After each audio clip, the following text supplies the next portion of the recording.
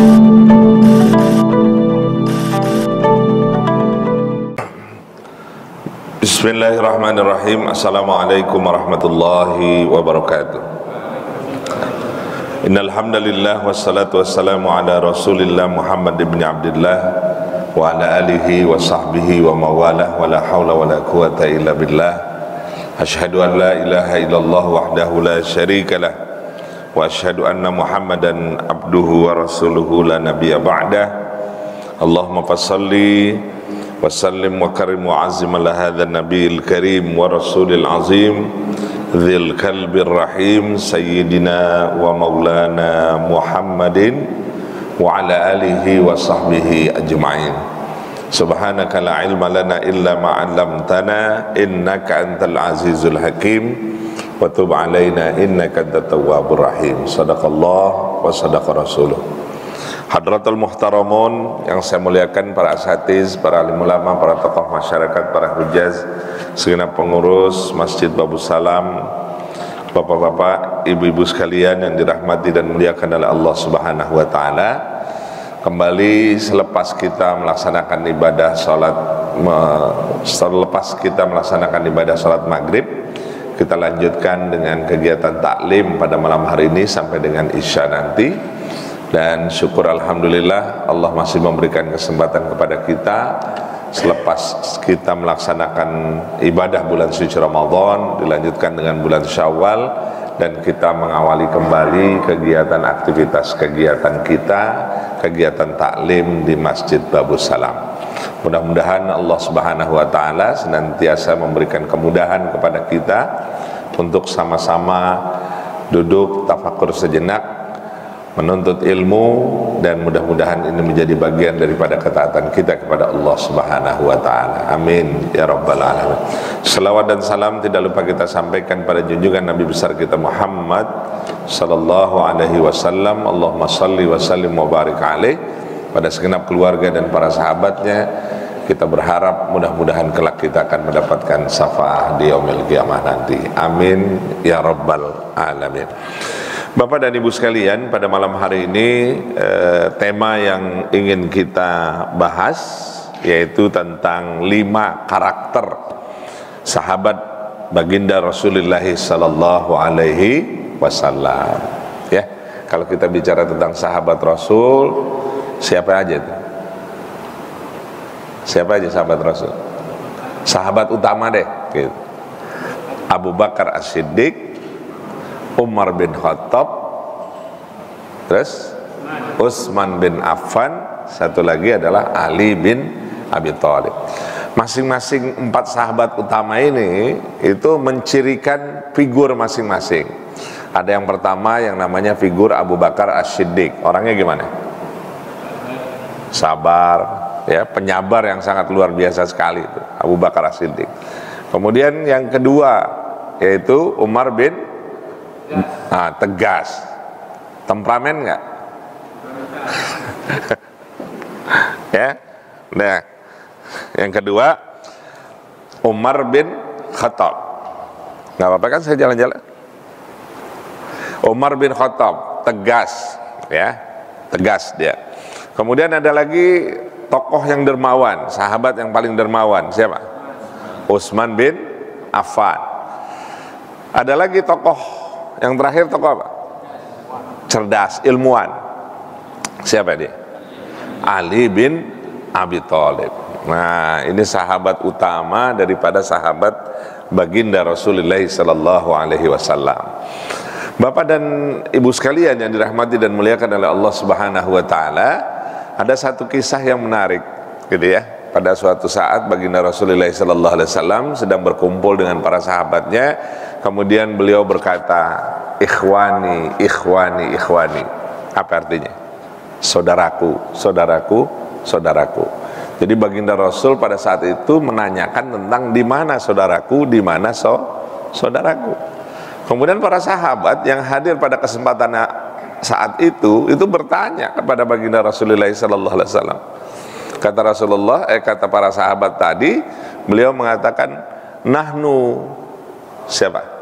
Ikhwanuk, kami ini kami ini saudara kamu ya Rasulullah sallallahu alaihi wasallam. Kata Nabi, antum ashabi, kalian itu adalah sahabat-sahabatku, bukan saudara-saudaraku. Akhirnya singkat cerita gitu ya, sampai Nabi sambil menangis ya. Nabi menangis pada saat itu, meneteskan air mata sangat luar biasa sekali, sampai beliau menginginkan saudara saya, saudara saya, saudara saya. Sampai sahabat mengatakan, kami ini saudaramu ya baginda Rasulullah sallallahu alaihi wasallam. Tapi Nabi menyatakan, antum ashabi, kalian itu adalah saudaraku. Siapa yang dimaksud dengan saudara daripada baginda Rasulullah sallallahu alaihi wasallam? Yaitu umat Nabi Muhammad sallallahu alaihi wasallam. Kenapa Nabi mengatakan begitu? Karena Nabi mengiktibarkan bahwa humul ladzi la yarawni wa yu'minu bi. Mereka tidak pernah melihat baginda Rasulullah sallallahu alaihi wasallam, tetapi mereka mengimani, mengamini daripada ajaran baginda Rasulullah sallallahu alaihi wasallam. Termasuk siapa kira-kira? Kita. Masya Allah, kita yang dirindukan oleh baginda Rasulullah sallallahu alaihi wasallam.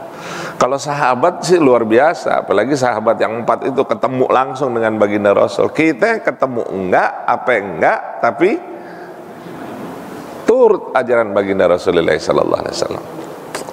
Mudah-mudahan kelak kita akan mendapatkan syafaat dari baginda Rasulullah sallallahu alaihi wasallam. Amin ya rabbal alamin. Bapak dan saudara sekalian, ibu-ibu sekalian yang dirahmati dan muliakan oleh Allah Subhanahu wa taala, udah ya, bahwa sahabat Nabi, mereka yang bertemu langsung dengan Nabi, memiliki jejak rekam ibadah dan amaliyah sesuai dengan tuntunan Nabi besar Muhammad sallallahu alaihi wasallam. Karakter dan ciri khas mereka memiliki kualitas terbaik. Betul ya? Kalau kita bicara karakter gitu, masing-masing sahabat mempunyai karakter yang sangat luar biasa sekali. Bapak dan ibu sekalian, nah ini kira-kira ada 5 karakter sahabat baginda Rasulullah sallallahu alaihi wasallam. Ya. Imam Al-Auza'i menegaskan, katanya di Syarhus Sunnah karya Al-Baghawi, menegaskan bahwa ada 5 karakter utama daripada sahabat baginda Rasulullah sallallahu alaihi wasallam. Apa aja? 1, selalu menjaga ukhuwah dan silaturahim. Nah, itu karakter daripada sahabat baginda Rasul. Kedua, cirinya apa? Selalu mengikuti petunjuk Nabi besar Muhammad sallallahu alaihi wasallam. Ketiga, selalu memakmurkan masjid dengan dakwah. Nah, itu karakternya sahabat baginda Rasulullah sallallahu alaihi wasallam. Kemudian yang keempat, selalu membaca Al-Quran, mentadaburinya dan mengamalkannya. Bukan hanya baca, tapi mentadaburkan dan sekaligus mengamalkan. Kemudian ciri atau dari karakter sahabat baginda Rasulullah SAW yang kelima, selalu menegakkan jihad. Nah, ini nomor 5 rada-rada apa ya? Perlu penjelasan lebih dalam ya, karena kalau udah bicara jihad udah banyak reinterpretasi gitu ya, bahkan orang kayaknya takut gitu dengan jihad, padahal kita sampai ke masjid ini jihad nggak? Jihad. Kita bisa ikut berjamaah jihad nggak? Jihad. Kalau bukan karena motivasi, kalau bukan karena dorongan, nggak nyampe kita ke masjid ini. Betul ya? Betul. Kita lihat Pak satu-satu. Nah, selalu menjaga silaturahim, selalu menjaga ukhuwah dan silaturahim. Ya. Kalau kita bicara tentang ukhuwah dan silaturahim, itu kekuatan terbesar buat kita. Kekuatan nggak kira-kira? Kekuatan. Bapak lihat di sini. Di dalam surah Al-Hujurat ayat 10 ditegaskan apa? Innamal mu'minuna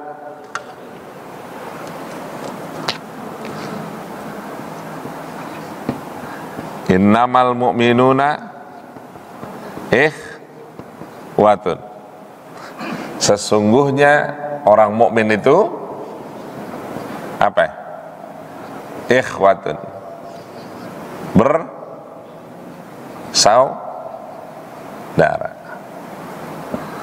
Pertanyaannya, benar nggak orang mukmin bersaudara? Iya, seiman. Sesungguhnya bersaudara nggak? Bersaudara. Tapi faktanya begitu nggak? Faktanya begitu nggak? Waktu ada orang Islam membela tentang Palestina, banyak nggak yang nyinyir? Oh, banyak yang nyinyir. Iya kan? Bahkan sampai bilang, ente ngapain sih ngurus-ngurusin Palestina? Di sini aja banyak urusan. Coba. Persoalannya persoalan persaudaraan, ikhwah, gitu loh. Iya Pak ya? Ini yang harus dipahami oleh kita secara keseluruhan. Supaya clear, supaya jelas bahwa kami membela Palestina itu karena persaudaraan. Persaudaraan apa? Keseimanan kita. Gitu. Coba. Waktu salah satu anggota parlemen di India ya memberikan statement buruk berkait dengan baginda Rasulullah SAW, rame nggak kira-kira? Rame nggak? Rame. Tapi ngomong-ngomong Indonesia, oh diam-diam aja. Kemana ya?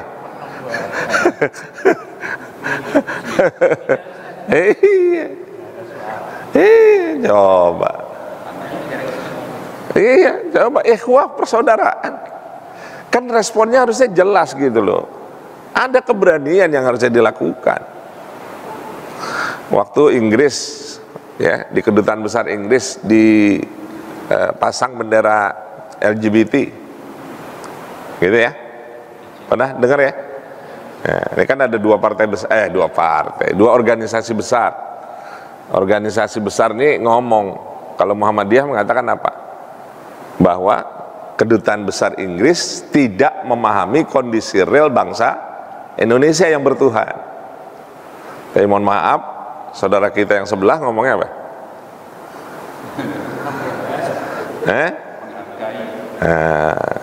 Itu urusan dia deh, kita emang gak usah ikut-ikutan gitu. Umpamanya kata ngomongnya kayak begitu, kira-kira pantas apa kagak? Enggak Pak, yang namanya LGBT itu bukan takdir, bukan takdir, penyakit. Ini supaya lempeng, supaya lurus gitu. Ini kan ributnya kan bahwa mereka harus dihargai, mereka harus dilindungi, mereka harus apa lagi? Bahwa ini bagian daripada hak asasi manusia, benar, nggak salah. Tapi ingat loh, di balik hak asasi manusia itu ada hak asasi Tuhan. Ya, supaya kita lempeng juga, berpikirnya lempeng gitu loh, bahwa ini bukan takdir. Gitu. Ya, ini supaya jelas gitu loh. Supaya kalau ada model kayak begitu, ya kita punya sikap. Dan sesungguhnya kenapa kita bicara seperti itu, karena kita punya yang namanya konsep ikhwah. Makanya ukhuwah dan ikhwah ya, ukhuwah gitu, persaudaraan dan silaturahmi menjadi kekuatan besar buat kita. Gitu. Cuman terkadang umat Islamnya demen bersatu apa demen terbelah-belah? Gitu. Jadi politik divided of ampera, politik belah bambu, ya itu memang paling gampang dari dulu sih ya, dari dulu memang sudah seperti demikian. Tapi sebenarnya kalau umat Islam yang mau berpikir gitu ya, bahwa umat Islam yang mau bersatu gitu, umat Islam yang mau menjadi kekuatan besar, maka ini yang harus dilakukan dengan sebaik-baiknya. Bapak dan Ibu sekalian yang dirahmati dan muliakan oleh Allah Subhanahu wa taala, bahwa ukhuwah menjadi kekuatan yang saling mengisi dan silaturahmi menjadi jembatan yang mengokohkan. Iya Pak. Ini belum kita bahas masalah Singapura, belum. Ya, ada tokoh ulama kita yang dilecehkan dengan persoalan itu. Ini baru kecil Pak, ya, tapi sesungguhnya besar, bukan kecil. Ya. Kayaknya kita gede sama yang kecil kok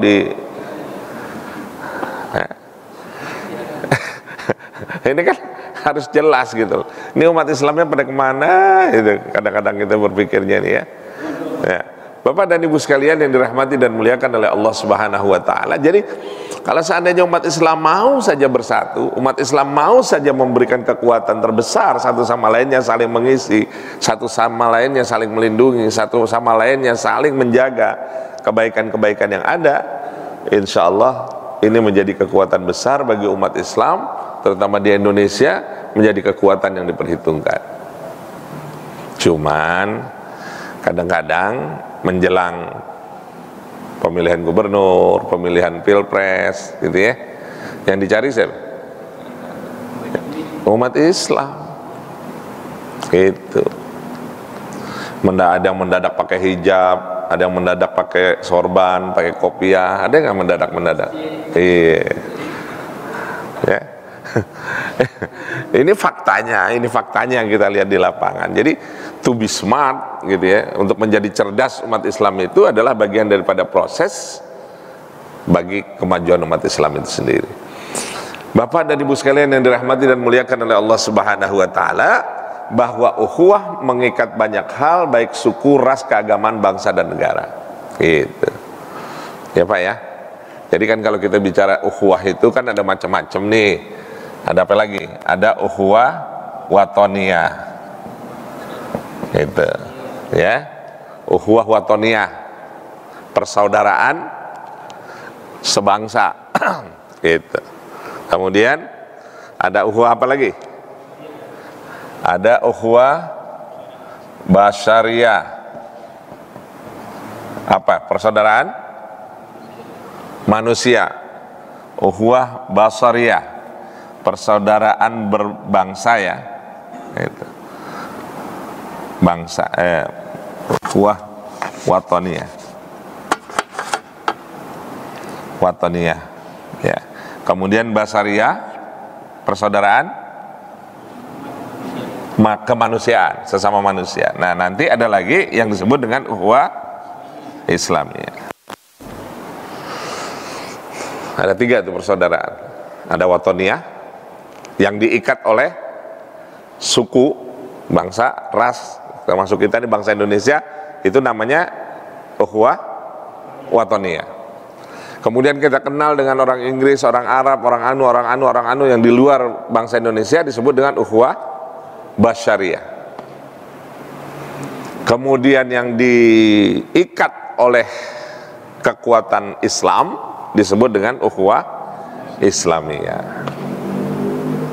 Diikat oleh kekuatan keagamaan yang disebut dengan ukhuwah Islamiyah. Jadi kalau 3 ukhuwah ini jalan nih Pak, watoniyah, basariyah, Islamiyah, gitu ya.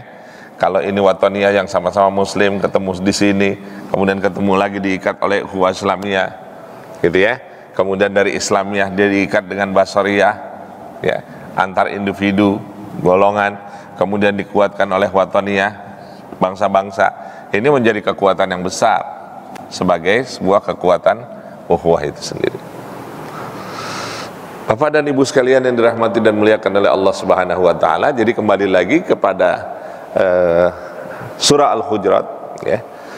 Sesungguhnya orang mukmin bersaudara, karena itu damaikanlah antara kedua saudaramu dan bertakwalah kepada Allah supaya kamu mendapatkan rahmat. Innamal mu'minuna ikhwatun fa aslihu bainahuma, gitu ya. Suruh berdamaikan satu dengan yang lainnya. Kalau ada keliru, kalau ada salah dan lain sebagainya, maka bergegaslah kita untuk sama-sama saling mengingatkan. Bapak dan Ibu sekalian, ini yang pertama, yaitu tentang menjaga ukhuwah dan silaturahim. Kemudian yang kedua, selalu mengikuti petunjuk Nabi besar kita Muhammad sallallahu alaihi wasallam. Ya, selalu mengikuti petunjuk dari baginda Rasulullah sallallahu alaihi wasallam. Artinya petunjuk Nabi merupakan landasan dasar setelah Al-Qur'an. Landasannya sudah jelas. Baginda Rasulullah sallallahu alaihi wasallam menegaskan, taraktu fikum, aku tinggalkan kepada kalian amroini, 2 perkara, lan tadillu abada, niscaya kalian tidak akan menyesal selama-lamanya, in tamassaktum bihima, kalau keduanya ini dipegang, gitu ya. Apa itu? Al-Quran dan sunnah Rasulullah sallallahu alaihi wasallam. Dua perkara itu adalah Al-Quran dan sunnah Rasulullah sallallahu alaihi wasallam. Jadi sudah ada, Pak. Ibu, guidance-nya itu sudah ada gitu. Petunjuknya sudah jelas. Kalau ngikut buku petunjuk, insya Allah selamat nggak? Selamat. Kita punya kendaraan, ada buku petunjuknya nggak? Ada. Buku petunjuknya jelas kan? Kalau kira-kira kita nggak ngikutin buku petunjuk, bakal rusak nggak tuh kendaraan? Rusak. Itu aja sebenarnya. Persoalannya itu doang. Buku petunjuknya ikut apa enggak? Gitu. Kalau kita ikuti petunjuk Al-Quran dan kita ikuti petunjuk sunnah Rasulullah sallallahu alaihi wasallam, selamat nggak? Selamat dunia dan akhirat. Ya, ini buku petunjuknya jelas. Terus yang kedua, perkataan, perbuatan dan ketetapan Nabi menjadi standar keberimanan dan ketaatan. Gitu. Ya. Jadi kalau kita bicara tentang sunnah Rasulullah sallallahu alaihi wasallam, yaitu mengacu kepada aqwalun wa af'alun wa takrirun Nabi Muhammad sallallahu alaihi wasallam. Jadi mencakup perkataan Nabi, perbuatan Nabi, dan segala ketentuan yang ditetapkan oleh baginda Rasulullah sallallahu alaihi wasallam. Itulah yang disebut dengan sunnah. Ya Pak ya. Itu yang berkait dengan bagaimana kita mengikuti petunjuk daripada sunnah Rasulullah sallallahu alaihi wasallam. Nah, di antara sekian banyak amalia sunnah, sedikitnya ada 7 amalia sunnah yang dicontohkan oleh baginda Rasulullah sallallahu alaihi wasallam. Apa aja tuh? 1, sunnah, amalia sunnah yang dilakukan oleh Nabi. Yang pertama adalah sholat tahajud. Ya. Ini kalau kita bicara sunnah nih, ya, kan banyak nih sekarang nih bagaimana menghidupkan sunnah. Pendidikan berdasarkan sunnah, sekolahan sunnah melulu. Ya, yang diajarin oleh Rasulullah sallallahu alaihi wasallam, merujuknya nggak usah jauh-jauh deh. Yang 7 kita kerjain secara baik, benar, insya Allah kita selamat dunia akhirat. Amin. 1, tahajud. Ya, sempetin biar bagaimana untuk tahajud. Ada riwayatnya? Ada. Apa riwayatnya? Wa minal laili fatahajjat bihi nafilatan lak asa yab'atsaka rabbuka maqamam mahmuda. Kalau orang sering tahajud, kalau orang mengetuk pintu langit di tengah keheningan malam, kira-kira dijabah nggak? Insyaallah. Cuman pertanyaannya, banyak nggak yang ketuk pintu langit di tengah malam? Iya. Padahal sinyalnya bagus nggak? Sinyalnya lebih bersih, sinyalnya lebih kuat, gitu ya? Langsung. Bener loh Pak. Coba deh Bapak, kalau nyari sinyal malam-malam, luar biasa nggak? Luar biasa. Tapi kalau siang-siang, berebut, banyak gangguan sinyal dan lain sebagainya. Tapi kalau malam hari, sepertiga malam, kira-kira dahsyat nggak? Itu yang harus dicari. Wa minal laili fatahajjat bihi nafilatan lak asa ayyab'atsaka rabbuka maqaman mahmuda. Allah angkat derajat. Tahajud. Yang kedua apa? Salat duha. Coba, luar biasa Pak.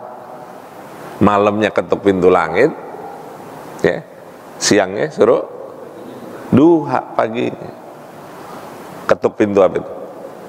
Ketuk pintu rezeki. Ya enggak? Dibuka tuh semuanya oleh Allah Subhanahu wa taala. Sebelum kita masuk ke duha, ketemu dulu sama apa ya? Suruk. Sebelum suruk kita ketemu dulu sama, kalau mau kaya, apa ya? Salat sunnah 2 rakaat sunat al-fajr. Khairum minad dunya wa ma fiha. Ya, lebih utama, khairum minad dunya wa ma fiha, lebih utama, lebih dahsyat daripada dunia dan seisinya. Jadi kadang-kadang orang merasa kayaknya gue begini-begini aja, hidup nggak kaya-kaya. Bapak, sesungguhnya kita ini udah kaya. Tapi tolong jangan selalu melihat unsur kekayaan dari segi materi. Coba kita jaga bahwa investasi akhirat kita jauh lebih banyak daripada materi yang kita dapati. Ya, betul ya.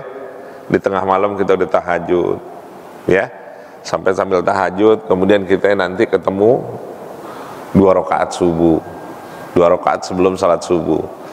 Kemudian kita ketemu dengan suruk. Coba, dahsyat nggak suruk? Apa pahalanya? Hah?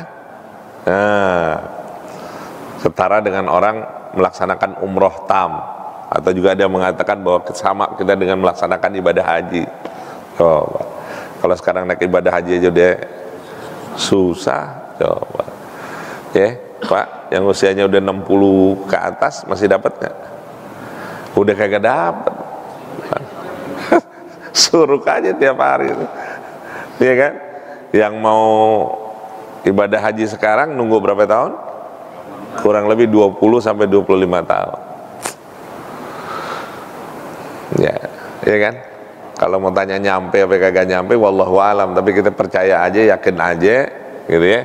Kalau Allah udah berkehendak, fa idza arada sayyan ayaqula lahu kun fayakun. Boleh deh dilarang-larang, tapi kalau Allah udah menghendaki, kun fayakun. Ya. Betul ya? Siapa tahu kita kagak bisa pergi, tahu-tahu ada rezeki, tahu-tahu $14.000, $19.000 ya, $1.900, kalau nggak salah hampir 250 jutaan, ya. Kali aja dia ngirimin, tahu-tahu kita disuruh berangkat haji secara individu. Amin. Amin ya rabbal alamin. Ya, itu kegembiraan yang sangat lah gitu. Kalau memang belum bisa, ya suruk banyak-banyak. Ya, jadi ada jalannya, sebenarnya ada jalannya gitu kalau mau. Kenapa? Karena rangsangannya sudah jelas kok. Ya, di sini rangsangannya sudah jelas. Kenapa saya katakan sudah jelas?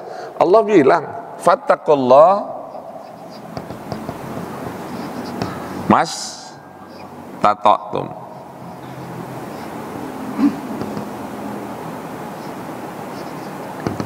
Fattaqullah mastata'tum. Apa kata Allah? Bertakwalah kalian sebatas kemampuan yang kamu bisa. Ya, betul ya. Ada orang yang takwanya karena ibadah sholat, ada nggak? Tapi ada nggak orang yang ketakwaannya melebihi daripada ibadah sholat? Puasa? Ada. Ada nggak orang yang ketakwaannya lewat ibadah sedekah? Ada. Barangkali kita kurang bagus ibadah sholatnya, tapi masih bisa dikunci oleh ibadah sedekah. Sedekah kita barangkali kurang bagus, sholat kita kurang bagus, tapi masih ada yang bagus, yaitu silaturahim. Silaturahim kita, ibadah sholat kita kurang bagus, tapi jaga mulut kita bagus. Kira-kira bisa masuk surga nggak? Fattaqullah mastata'tum nggak? Iya begitu. Itu yang harusnya menjadi kekuatan buat kita gitu loh. Barangkali di satu sisi kita kurang bagus, tapi di sisi lain ada kekuatan buat kita. Tutur kata kita baik. Boleh jadi yang tutur kata kita belum kurang baik, ini kita baik. Bagus nggak? Apa ini? Hati kita, husnuzon kita, luar biasa nggak? Ya, bisa masuk surga nggak? Wah, fattaqullaha mastata'tum. Silahkan Anda, silahkan kita ini bertakwa kepada Allah Subhanahu wa taala, maka dikunci kata di situ mastata'tum. Semampu kalian bisa. Jadi artinya apa? Pintu surga itu banyak gitu loh. Peluang untuk masuk surganya Allah Subhanahu wa taala banyak. Maka sebenarnya bagi kita umat Islam ini luar biasa, peluang-peluang itu dibuka oleh Allah Subhanahu wa taala. Jadi kalau kita ngandelin daripada ibadah sholat saja, barangkali ya Allah, apa bisa dengan ibadah sholat yang saya lakukan? Iya, betul ya Pak? Kadang-kadang kita takbiratul ihram, Allahu Akbar, gitu ya, bahwa kita mengakui bahwa Allah maha besar, tapi sesungguhnya kita mengakui nggak Allah maha besar? Masih ada nggak yang lebih besar dari Allah kadang-kadang? Masih. Ego kita kadang-kadang lebih besar daripada Allah nggak? Jabatan kita bisa melebihi nggak? Ya, itu kan pertanyaan-pertanyaan besar. Padahal pada saat itu kita mengaku Allahu Akbar. Bapak dan Ibu sekalian yang dirahmati dan muliakan oleh Allah Subhanahu wa taala, jadi betapa banyak peluang-peluang ibadah yang menempatkan diri kita untuk mendapatkan kebaikan di sisi Allah Subhanahu wa taala. Kemudian apa lagi? Puasa sunnah. Gitu. Ya Pak, Bapak Ibu, puasa sunnah. Maka saya sering bilang bahwa sunnah itu kalau dalam terminologi fikih dikerjakan mendapat pahala, ya. Kemudian kalau ditinggalkan tidak apa-apa. Dikerjakan pahala, ditinggalkan tidak apa-apa. Kira-kira kalau seandainya amalia sunnah itu dikerjakan mendapat pahala, ditinggalkan nggak apa-apa, kira-kira mana yang banyak dikerjain? Kenapa tidak tahajud? Jawabnya sunnah. Sunnah kan? Kenapa tidak duha? Jawabnya sunnah. Kenapa nggak puasa Senin Kemis? Jawabnya sunnah. Kenapa nggak ngerjain ba'diyah sama qobliyah? Jawabnya sunnah. Padahal itu peluang bukan? Peluang bukan? Kesempatan bukan? Diambil atau ditinggalin? Harusnya diambil. Tapi kebanyakan yang ngambil atau yang ninggalin? Itu. Ada wudu, habis wudu ada kesempatan sholat sunnah nggak di situ? Ada. Sholat sunnah apa? Sholat sunnah wudu. Masih ada kesempatan sholat sunnah lain nggak? Ada. Apa lagi? Tahiyatul masjid. Masih bisa ngerjain sholat sunnah yang lainnya nggak? Masih banyak sholat-sholat sunnah yang bisa kita kerjain dari amalia sunnah yang diajarkan oleh baginda Rasulullah Sallallahu Alaihi Wasallam.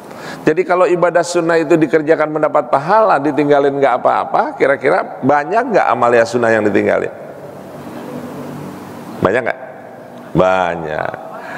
Orang katanya kagak apa-apa, ya kan? Jadi banyak amalia-amalia sunnah yang tidak dikerjakan. Tapi kalau dia merasa bahwa amalia sunnah itu adalah peluang, bahwa amalia itu adalah kesempatan yang harus diambil, yang harus diraih dengan baik, maka insya Allah hampir seluruh amalia sunnah dikerjakan. Bapak dan Ibu sekalian yang dirahmati dan muliakan oleh Allah Subhanahu wa taala, yang berikutnya adalah membaca Al-Qur'an. Sunnah baginda Rasul enggak? Baca Al-Qur'an. Alhamdulillah di bulan suci Ramadan kemarin amaliah ibadah kita baca Al-Qur'an bagus atau tidak? Bagus enggak? Bagus enggak? Bagus. Dalam satu bulan itu tercapai nggak kita untuk khatam Quran 3 kali? Alhamdulillah. Kalau nggak dapat 3 kali masih bisa dapat 2 kali. Kalau nggak bisa dapat 2 kali, sekali kita masih bisa khatam Quran. Tapi ba'da Ramadan gimana? Lanjut apa nih? Oh, lanjut baca. Udah khatam lagi? Oh. Kenapa semangat bulan suci Ramadan yang luar biasa setelah Ramadan? Padahal hadirnya Ramadan kemudian masuk Syawal itu dalam bahasa Indonesia itu, Syawal itu artinya meningkat. Syawal itu belum Pak?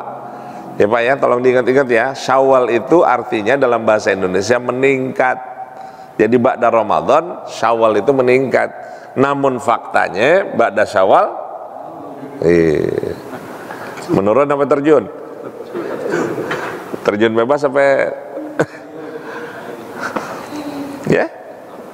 Padahal kalau lihat grafiknya itu luar biasa. Ba'da Ramadan itu harusnya meningkat. Tadabbur kita membaca Al-Qur'an itu luar biasa. Ada tuh. Pokoknya Quran itu dipegang melulu dah. Habis sholat zuhur bentar-bentar buka Quran. Pada asar begitu. Sekarang bagaimana? Yang bisa menjawab diri kita masing-masing gitu. Ya, yang bisa jawab diri kita masing. Kenapa di bulan suci Ramadan kemarin gitu, saya bisa baca Quran, saya bisa khatam sekian kali, kenapa? Nah, itu yang harus dipertanyakan di dalam diri kita. Inilah kekuatan membaca Al-Quran. Kenapa? Karena rame. Terus yang berikutnya apa? Istighfar. Ya, suruh banyak istighfar. Pak, istighfar kita ya minimalis lah. Terus terang termasuk saya minimalis. Padahal kalau kita bicara tentang istighfar, ampunan kepada Allah Subhanahu wa taala, baginda Rasulullah sallallahu alaihi wasallam sudah menyontohkan bahwa baginda Rasul dalam sehari semalam tidak lebih tidak kurang permohonan ampun beliau kepada Allah Subhanahu wa taala kurang lebih 70 sampai dengan 100 kali. Siapa itu? Baginda Rasul yang dijamin masuk surga paling awal. Kita termasuk saya berapa istighfarnya? Enggak lebih dari 15. Iya, zuhur 3, asar 3, maghrib 3, isya 3, subuh 3. Cuman segitu. Pengen masuk surga, ya Allah. Ya kan? Seakan-akan gue pasti masuk surga. Ya salam. Istighfar. Cuman 3 kali 5, cuman 15. Merasa diri paling soleh sendiri, paling masuk surga sendiri, paling bener. Gue udah bener banget dah. 15 kali. Udah gitu kalau kita bicara istighfarnya minimalis banget. Apa bacanya? Astagfirullahaladzim. Boleh? Boleh. Tapi mau yang cakepan dikitnya bisa baca astagfirullahaladzim min kulli dzanbin azim wa atubu ilaihi min jami'il ma'asi wadz-dzunub. Kalau mau yang lebih cakep lagi, baca yang disebut dengan sayyidul istighfar. Apa itu? Allahumma anta rabbi la ilaha illa anta khalaqtani wa ana abduka wa ana ala ahdika wa wa'dika mastata'tu. Terus a'udzubika min syarri ma sana'tu abu'u laka bi ni'matika alayya wa abu'u bi dzambi faghfirli fa innahu la yaghfiru dzunuba illa anta. Panjangan apa pendek? Panjangan. Demen yang panjang apa yang pendek? Ya. Bacanya buatnya sekali-sekali lah, bacanya yang panjang tadi yang disebut dengan sayyidul istighfar. Kalau kagak nyempet juga ya astagfirullahaladzim deh gitu. Ya Pak, suruh perbanyak istighfar. Betul ya? Tapi kira-kira kita kalau banyak istighfarnya waktu lagi sehat apa waktu lagi sakit? Jujur, kita istighfar banyaknya istighfar waktu lagi sehat apa lagi sakit? Alhamdulillah, ngerti. Kalau lagi sakit istighfarnya banyak. Kalau lagi sehat walafiat?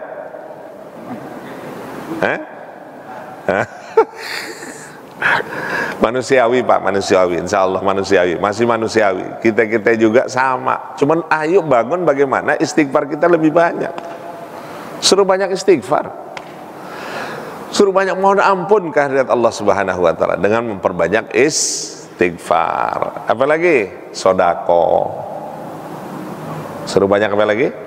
Sodakah. Sodakoh. Sodakoh. Sodakoh. Ini salah satu sifat Nabi. Sifat Nabi itu apa? Sidik. Sidik itu artinya apa? Jujur. Jujur itu artinya apa? Dipercaya. Pertanyaannya, kita jujur apa? Sering jujur apa enggak? Dengan harta yang kita punya? Pak? Kira-kira kalau ada duitnya di kantong kita nih, tromol lewat, ada 2.000, ada 5.000, ada 10.000, yang kita keluarin yang mana? Hah? Oh, alhamdulillah. Yang 2.000, yang 5.000 apa 10.000? 10.000 lah.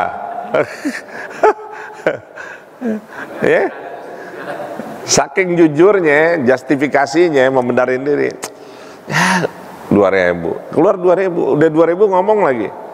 Masih bagus gue infak sedekah. Iya bener, nggak salah, nggak ada yang nyalahin kok, silahkan. Tapi mbok ya sekali lagi, sekali-sekali masih ada peningkatan nggak? Ada. Boleh nggak keluarin yang biru? Boleh nggak keluarin yang merah? Boleh. Harusnya begitu. Punya motivasi, jangan yang apalagi yang bawa golok, udah nggak usah dah. Ada yang bawa golok? Ya. Udah gitu kadang-kadang niatnya juga rame-rame. Bukan nggak boleh, boleh. Masukin 2.000 niatnya li untuk diriku, wali daya untuk orang tuaku, wali ahli dan untuk keluargaku. Coba 2.000 rame-rame. Boleh nggak? Boleh, silakan, nggak apa-apa.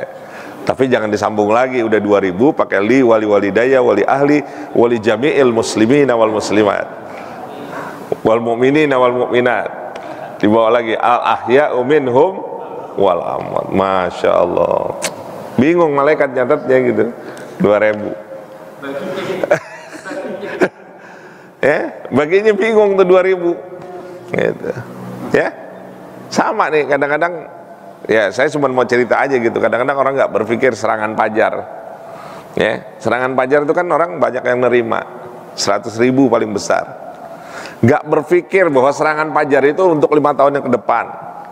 Jadi kalau 100.000 dibagi 5 tahun, itu dapatnya cuma 50 rupiah per hari, sehari. Sengsaranya. Nah. Ya. Ini yang harusnya dikasih tahu nih ke umat biar pada cerdas gitu loh. Sengsaranya sekian tahun. Ya. Sedekah itu luar biasa loh Pak. Kalau kita mau investasi terbesar, sedekah. Dalam surah Al-Munafikun itu udah dibilang, orang munafik itu di dalam surah Munafikun bilang, fayaqula rabbi laula akhartani ila ajalin qarib fa asaddaq. Ya Allah, kalau seandainya engkau beri peluang sebentar saja, laula akhartani ila ajalin qarib, engkau beri kesempatan aku sebentar aja, kemana? Balik ke dunia. Pasti apa yang dilakukan? Fa asaddaq, pasti saya akan bersedekah. Wa akum minas sholihin, saya akan menjadi orang-orang yang soleh. Pak, mumpung hayat masih di kandung badan, kesempatan Allah masih berikan kepada kita, perlu nggak kita banyak sedekah? Ada orang menjadi pilot atau bangkrut gara-gara infak dan sedekah? Nggak ada, belum ada sejarahnya. Orang menjadi pilot, menjadi bangkrut karena banyak berinfak dan bersedekah. Yakinlah bahwa sedekah yang kita berikan adalah investasi terbesar yang insya Allah akan kita petik ketika kita menghadap Allah Subhanahu wa Ta'ala. Apalagi berikutnya, dan senantiasa mempunyai wudu, yaitu mudawamul wudu. Ya Pak ya, ini sunnah Rasul diantaranya adalah mudawamul wudu, selalu punya wudu. Kira-kira kita kalau punya wudu kapan doang? Mau sholat. Di luar ibadah sholat masih punya wudu nggak? Mulai coba sekarang. Kesempatan apapun batal wudu. Habis itu wudu. Pokoknya kita punya wudu. Kenapa ya? Insya Allah kalau kita dipanggil oleh Allah Subhanahu wa Ta'ala dalam keadaan wudu, insya Allah jaminannya adalah surga Allah Subhanahu wa Ta'ala. Oke. Mulai dicobalah dari sekarang gitu ya, selalu punya wudu, kapanpun kalau batal langsung kita wudu. Jadi selama kita melaksanakan aktivitas keseharian kita selalu mudawamul wudu, kita selalu punya wudu. Bapak dan Ibu sekalian yang dirahmati dan muliakan oleh Allah Subhanahu wa Ta'ala, mudah-mudahan 7 hal daripada sunnah Rasulullah SAW kita bisa jalankan dengan sebaik-baiknya. Kita mulai dari yang kecil dulu, tahajudnya, duhanya, puasa sunnah, kemudian membaca Al-Quran, istighfar, sedekah, dan mudawwamul wudu dapat kita realisasikan, dapat kita laksanakan dengan sebaik-baiknya, hanya mengharap ridha Allah Subhanahu wa ta'ala. Amin ya rabbal alamin. Mudah-mudahan yang sedikit ini membawa kebermanfaatan, khususnya untuk diri saya pribadi dan umumnya para jamaah sekalian. Dan insya Allah 5 karakter daripada para sahabat Rasulullah SAW akan melekat dalam kehidupan diri kita masing-masing. Yang baik hanya dari Allah, yang buruk saya mohon ampun kepada Allah Subhanahu wa ta'ala. Kita tutup dengan kafaratul majlis. Subhanakallahumma bihamdika asyhadu an la ilaha illa anta astaghfiruka wa atubu ilaik. Wa lakum minkum wassalamu alaikum warahmatullahi wabarakatuh.